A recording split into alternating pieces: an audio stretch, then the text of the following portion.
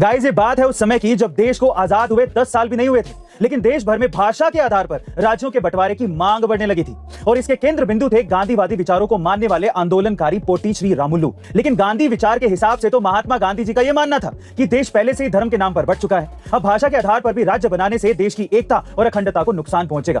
पर इन सबके उलट पोटी श्री रामुलु ने साल 1953 में आमरण हड़ताल शुरू कर दी और इस आंदोलन के 56वें दिन उनकी मौत हो गई। उनकी मौत की वजह से देश भर में हिंसक आंदोलन शुरू हो गए। हिंसा बढ़ते ही जा रही थी और इसी हिंसा के चलते सरकार ने साल 1953 में आंध्र प्रदेश को देश का पहला भाषा आधारित राज्य घोषित कर दिया था। लेकिन जब यही मांग पूरे देश में आने लगी तब फाइनली दिसंबर 1953 में राज्य पुनर्गठन आयोग का गठन हुआ, जिससे कई राज्यों को भाषा के आधार पर बांट दिया गया। वैसे गाइस आपके हिसाब से भाषा के आधार पर राज्यों का बांटना सही था या गलत, कमेंट सेक्शन में जरूर लिखिएगा। गाइस क्या हो अगर आपको 54 डिग्री के तापमान में रहना पड़े? सोच कर ही हालत खराब हो गई ना। जी हाँ गाइस, ये वही तापमान है जिसकी वजह से कैलिफोर्निया के जंगलों में भीषण आग लग गई थी और महीनों तक ये आग बुझी नहीं थी।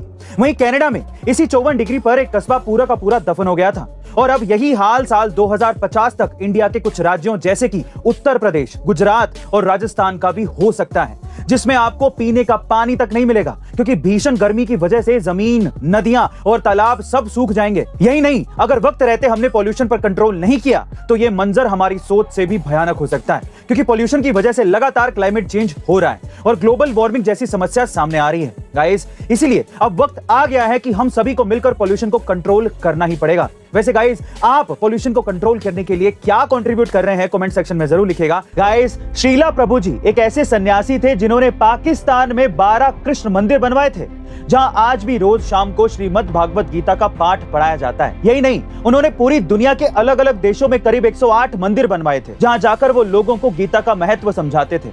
और इसी तरह एक बार वो गीता का ज्ञान देने अमेरिका गए हुए थे, तभी वहां पर एक रिपोर्टर आ जाता है और उनसे पूछता है कि इंडिया में रोज भगवान के नाम पर कोई ना कोई व्यक्ति भगवान बन जाता है, तो क्या आप भी उसी में से एक हैं? तो स्वामी जी ने बड़ी सरलता से गीता की ही एक बात से उसका उत्तर दिया। उन्होंने कहा कि नहीं, मैं भगवान नहीं हूं, मैं तो उनका नौकर हूं, और नौकर कहना भी गलत होगा, मैं तो उनका नौकर बनने की कोशिश कर रहा हूं।